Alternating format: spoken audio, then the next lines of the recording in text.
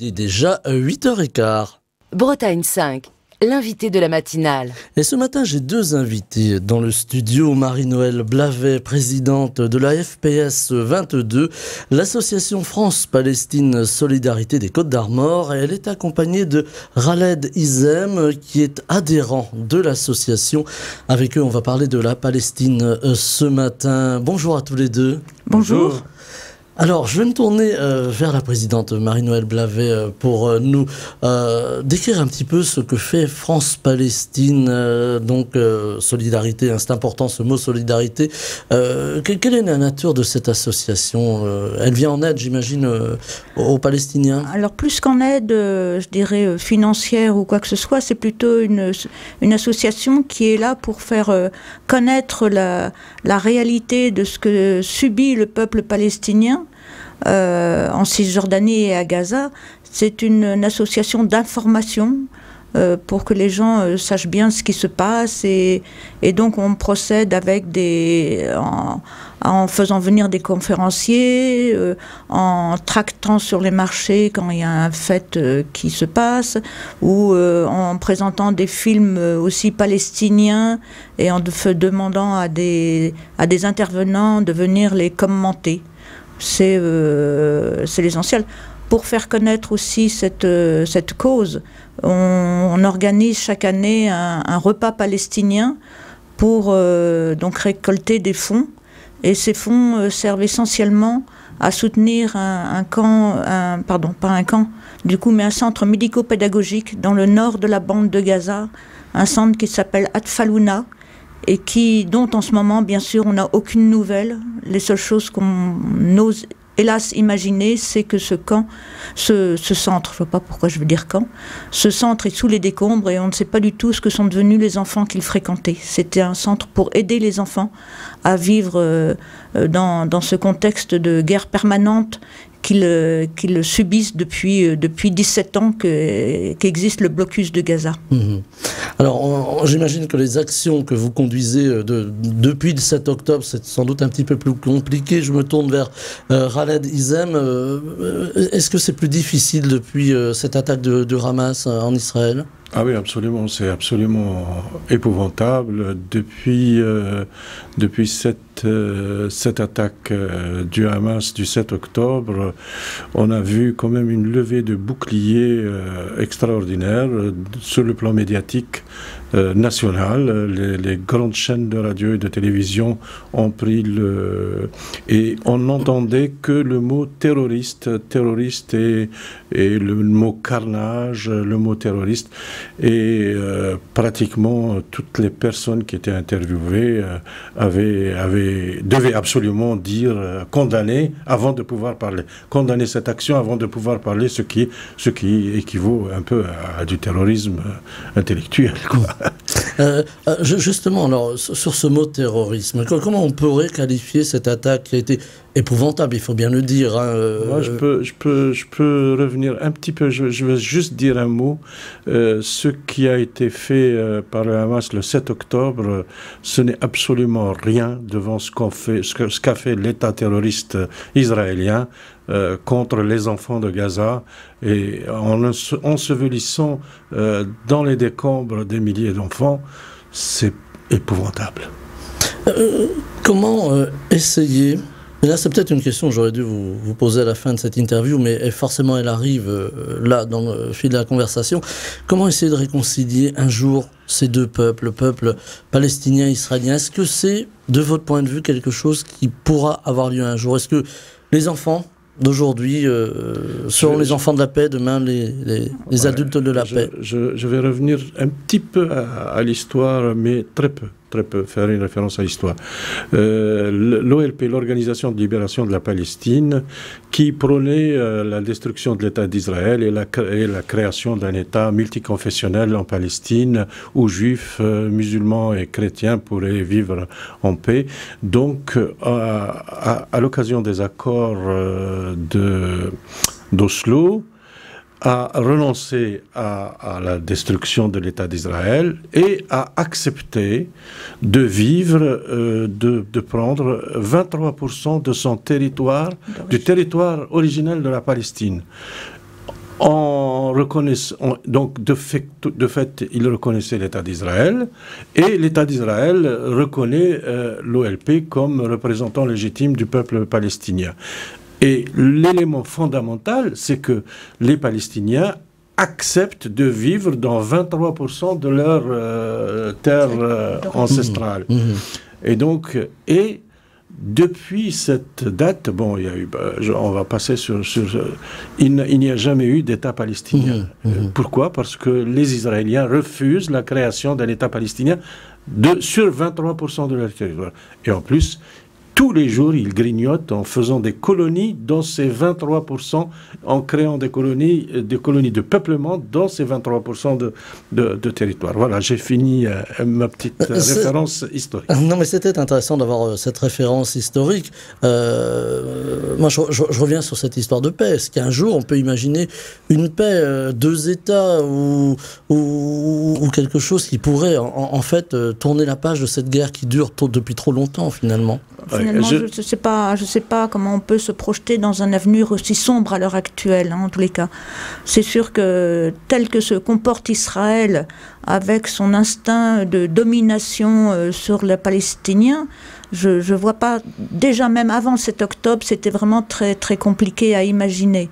Deux États, de toute façon, c'est ce que disait Khaled, Israël n'a jamais accepté l'idée de deux États. Voilà.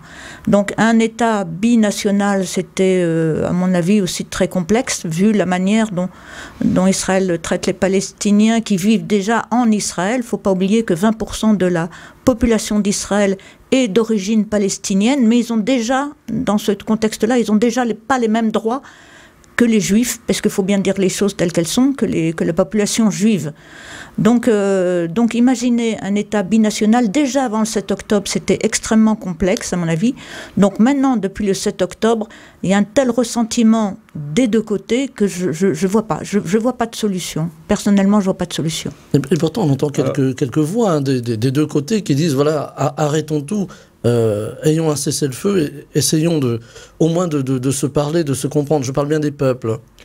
Alors, il faut aussi savoir qu'en Israël, c'est l'extrême droite la plus extrême qui est au pouvoir, et depuis des décennies. C'est-à-dire la couleur entre extrême et plus extrême est variable d'un moment à un autre, mais c'est l'extrême droite qui ne veut pas entendre parler du tout d'un État palestinien. Donc pour eux, il faut expulser les Palestiniens, les renvoyer en dehors des frontières de la Palestine pour occuper tout le terrain. Donc pour faire la paix, il faut être deux. Or, quand un occupe militairement toute la Palestine, fait des colonies, encourage des colonies dans des territoires palestiniens et entraîne un blocus immoral, immonde sur Gaza, comment ce pays peut faire la paix avec les autres? C'est-à-dire, il y a quand même un dominant et un dominé. Et tout ce qui résiste à cette façon de voir les choses est considéré comme terroriste. Voilà. Pour ajouter un peu dans cette optique-là, il faut savoir aussi que y a un ministre israélien qui a dit il y a quelque temps « Les enfants palestiniens sont des petits serpents, nous les tuons avant qu'ils grandissent ». Voilà, donc c'est dire comment les Israéliens considèrent les Palestiniens en ce moment, quoi. C'est pour eux, c'est des gens dont qu'il faut tuer, quoi, qu'il faut tuer et qu'il faut exterminer. C'est vraiment leur position actuellement de ce gouvernement d'extrême droite. Alors, vous intervenez, hein, vous le disiez tout à l'heure, on va revenir sur l'association maintenant qu'on a un peu, j'allais dire, planter le décor politique et les difficultés des uns et des autres, et vos difficultés, j'imagine, pour pouvoir rentrer en contact simplement avec vos contacts sur place. J'imagine que vous avez des contacts à Gaza ou en tout cas en Palestine. Est-ce qu'aujourd'hui vous arrivez, alors vous parliez de ce centre de réfugiés tout à l'heure, est-ce que vous arrivez quand même à avoir des nouvelles qui vous parviennent ? Alors, il faut savoir que dans notre groupe de AFPS de Saint-Brieuc, nous avons la chance d'avoir une pédopsychiatre, Jeanne Dinomé, qui donc a aidé à la création de ce centre Atfalouna dans la bande nord de Gaza. Et du coup, elle a œuvré pour ça avec une dame qui s'appelle Madame Kilani Nabila et qui est francophone. Donc par les réseaux, heureusement, de WhatsApp qui existent à l'heure actuelle, elles peuvent travailler toutes les deux. Et donc Jeanne a de temps en temps, encore mais très rarement, des liens, puisque tous les skates audio, Internet et tout ça a été coupé par Israël. De temps en temps, Jeanne est en contact avec Nabila qui dit la seule chose, aujourd'hui je suis vivante. Voilà, c'est la seule chose. Elle n'a plus aucune nouvelle des enfants qui étaient accueillis à Atfalouna, ni de l'équipe qui intervenait à Atfalouna. Pour le moment, c'est la seule chose qu'on sait, que Nabila est vivante. Ce centre qui s'occupe des traumatisés psychologiques, des traumatisés de la guerre, des enfants traumatisés, et qui prennent en charge ces enfants pendant plusieurs semaines, est dirigé à distance par Madame Dinomé, qui est pédopsychiatre. Elle dirige à distance avec des psychologues locaux, des psychologues palestiniens locaux qui prennent en charge ces enfants donc victimes de traumatismes psychologiques du fait des guerres successives menées par Israël. Alors, excusez-moi, avant le 7 octobre, ces enfants-là, en 10 ans, avaient déjà connu 5 guerres. Donc voilà, avant le 7 octobre. Donc maintenant, vu l'intensité de la guerre et de ce qui se passe à Gaza, on peut imaginer que les enfants sont complètement détruits psychologiquement. Avec, j'imagine, des infrastructures qui n'existent pas ou plus. Comment vous faites? Vous pouvez envoyer des moyens sur place? Vous pouvez, en dehors de l'argent, il y a moyen d'envoyer des choses plus concrètes sur place? Pour le moment, je pense qu'on ne peut envoyer que des messages, de soutien, et je crois qu'ils ont besoin de ça également. Donc, voilà. De ce que dit Jeanne Dinomé, donc pour le moment, il y a quand même un petit peu de ressources financières qui arrivent à Gaza, et donc Nabila Kilani, plutôt que de s'orienter vers le soutien psychologique, même avec le soutien psychologique, elle cherche désespérément de la nourriture, de l'eau ou quoi que ce soit pour tous les gens qu'elle a autour d'elle, quoi. Et bien sûr, on est d'accord, si c'est pas pour le soutien psychologique, qu'elle soutienne au moins physiquement la population de Gaza. Une population qui manque de tout, hein. On le voit, les images parviennent malgré tout sur nos écrans. Population qui manque de tout. Est-ce qu'un jour ou l'autre, là aussi on va se projeter un petit peu, il faudra penser à reconstruire Gaza? Est-ce que vous avez déjà ça en tête? Est-ce que l'espoir demeure? Oui, il faut toujours avoir cet espoir en tête, et c'est ce que disent certains Palestiniens quand on arrive à les avoir au téléphone ou par Internet dans leurs messages. Et de toute façon, ils n'arrivent plus à s'accrocher qu'à l'espoir devant l'ampleur des bombardements. C'est une armée, l'une des plus grandes armées du monde, qui bombarde une population civile. Ça, il faut quand même, faut que sans défense. Et ils ne font pas cas ni des femmes, ni des enfants, ni des vieillards. Et ils démolissent les maisons avec tout ce qui contient, tout ce qui est à l'intérieur. C'est un désastre humanitaire total. Cet État, c'est un État voyou, c'est un État carrément voyou, cet État d'Israël, c'est un État voyou, terroriste, et qui vit dans une impunité totale. Et ça révolte, ça nous révolte tout le temps, tous les jours. Et dans cette impunité, pourquoi? Parce que ils sont nos gouvernements dans les pays occidentaux n'osent pas ou plutôt condamnent les victimes plutôt que ceux qui sont en train de tuer tous les Gazaouis. Il faut savoir que quand l'ONU intervient et prend des sanctions, enfin des interdits sur Israël, Israël ne respecte jamais. Par exemple, le mur a été considéré comme illégal par l'ONU, ils s'en foutent complètement. Les colonisations ont été déclarées illégales par l'ONU et ça n'empêche pas que la colonisation continue, que des colons s'installent sur le territoire des Palestiniens. Tout ça, de toute façon, ils sont hors la loi des lois internationales. On voit aussi un État qui... Pardon, alors là, ça c'est la petite toux du matin, pardon. On voit un État donc qui mène une guerre, qu'il mène contre le Hamas, en tout cas, c'est le discours d'Israël. Le Hamas qui a créé tout un système de tunnels. On dit que le Hamas, aujourd'hui, a créé des boucliers humains. Est-ce que finalement... Non, mais c'est idiot, des boucliers humains. Où voulez-vous que la population de Gaza aille que sur le territoire de Gaza?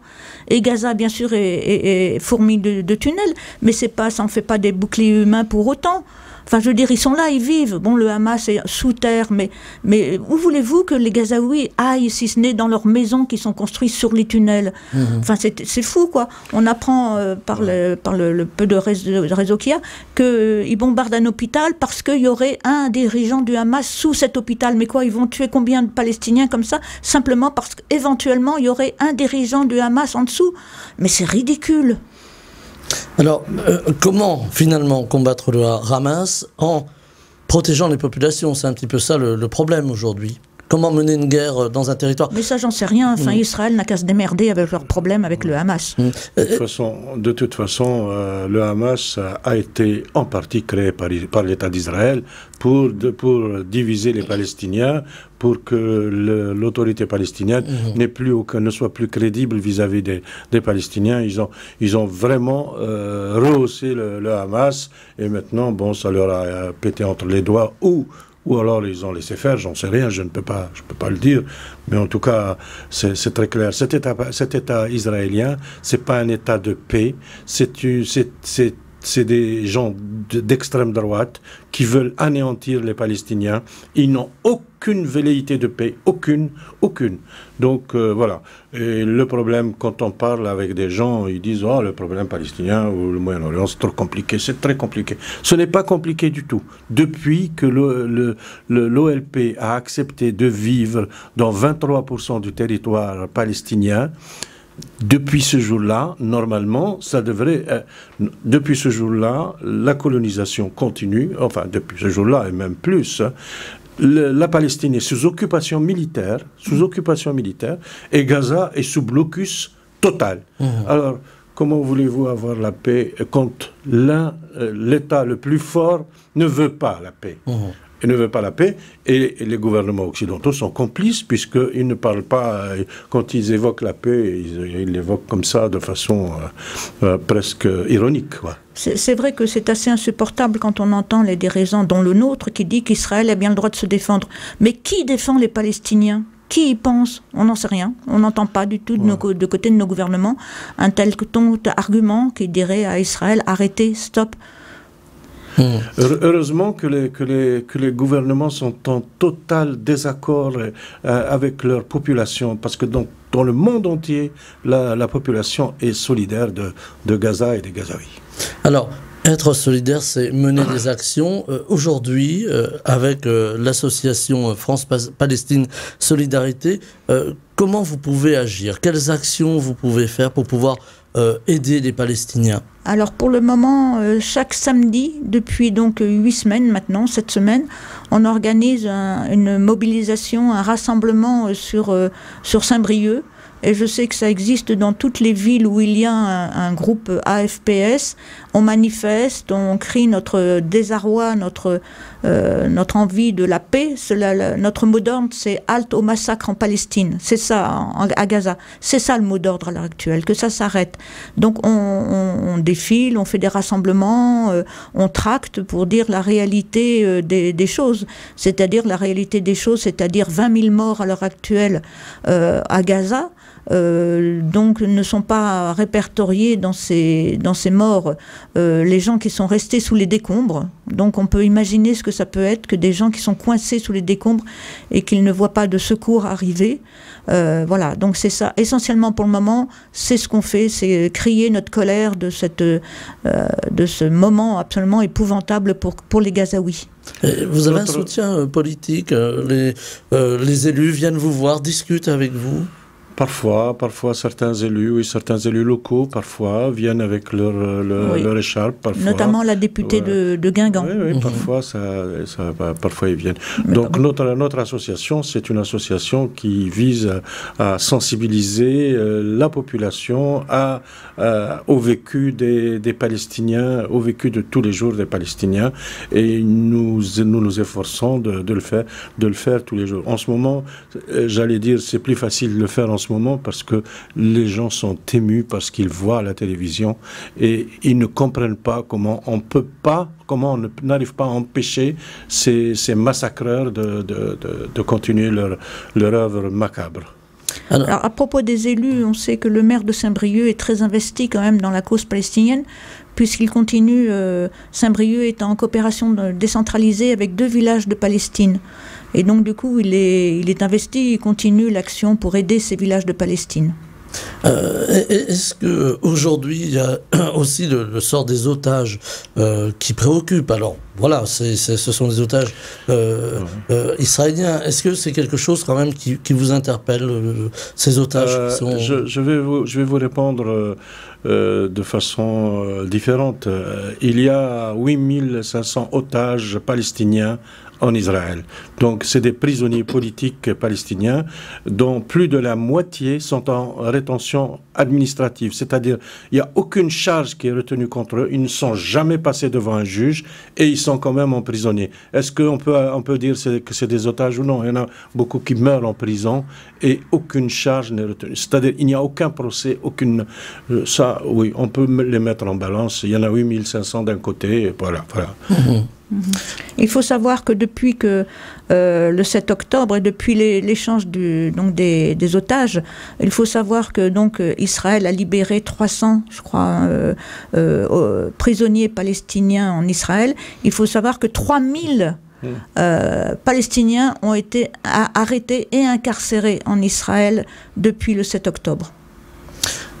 Aujourd'hui, sur le terrain, vous parliez tout à l'heure de ce repas palestinien que vous organisez chaque année. Cette année, ça a été un peu particulier. Vous n'avez pas pu le réaliser, ce repas palestinien? Oui, notre repas devait avoir lieu le 14 octobre. Et le 10 octobre, j'ai reçu un coup de fil du maire de la ville où on devait faire ce repas, qui disait qu'il y avait un risque de trouble à l'ordre public. Et du coup, il nous donnait pas accès à la salle, quoi. Donc, on n'a pas pu le faire. Vous avez plus de pression aujourd'hui depuis le 7 octobre, vous êtes plus attaqué, permettez-moi le terme, il est peut-être un peu fort, mais est-ce qu'aujourd'hui vous êtes plus attaqué, vous avez plus de difficultés à faire vivre votre association, à faire passer vos messages? On se rend compte tous les jours un peu plus que le lobby pro-israélien dans les médias est important, il est vraiment important et il bloque un peu toute activité, toute interview. Il n'y a qu'à voir dans les premiers jours de cette attaque du 7 octobre, il n'y avait que des pro-israéliens qui passaient à la radio. Ce n'est que quelques jours plus tard, devant la protestation de beaucoup de gens. Heureusement que dans la profession, il y a quand même des gens honnêtes et des gens justes et droits et qui ont commencé à... Mais sinon, on se rend compte tous les jours que les gouvernements occidentaux sont sous l'emprise du lobby pro-israélien et je vous dis, heureusement que la population ne suit pas et les échos qu'on a de la population, c'est que elle soutient complètement la lutte du peuple palestinien. On peut pas, à Saint-Brieuc, on ne peut pas dire qu'on a été sujet à ce problème-là parce qu'il n'y a pas de communauté juive à Saint-Brieuc.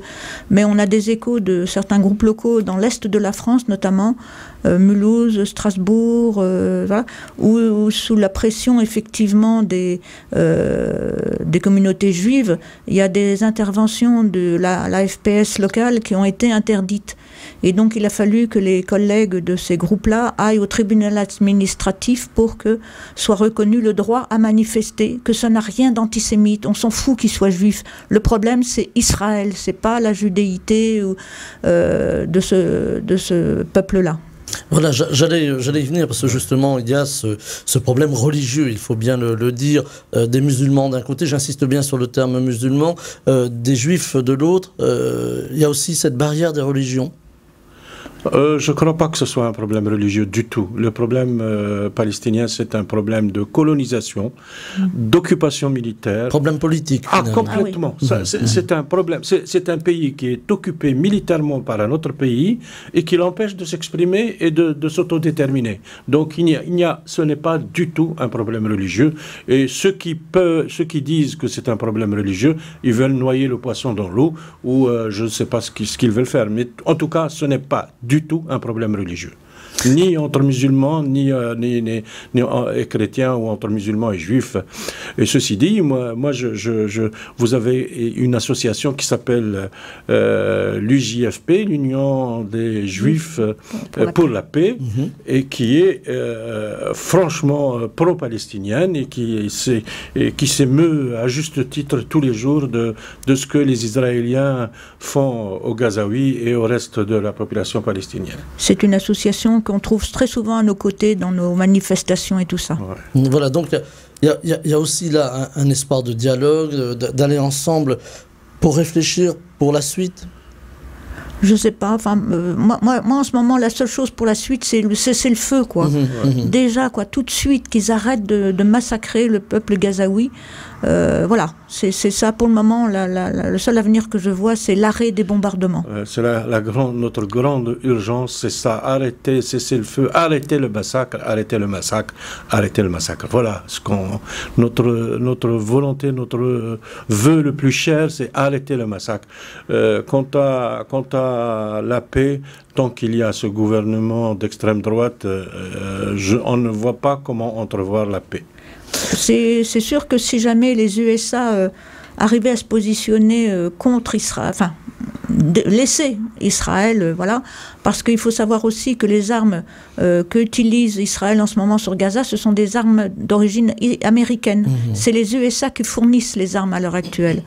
Et du coup, si les USA arrêtaient de fournir ces armes-là à Israël, on pourrait peut-être envisager et espérer un cessez-le-feu plus rapide. Mais bon, apparemment, c'est pas d'actualité, puisque, encore une fois, les USA ont fait un veto à l'ONU il y a peu de temps.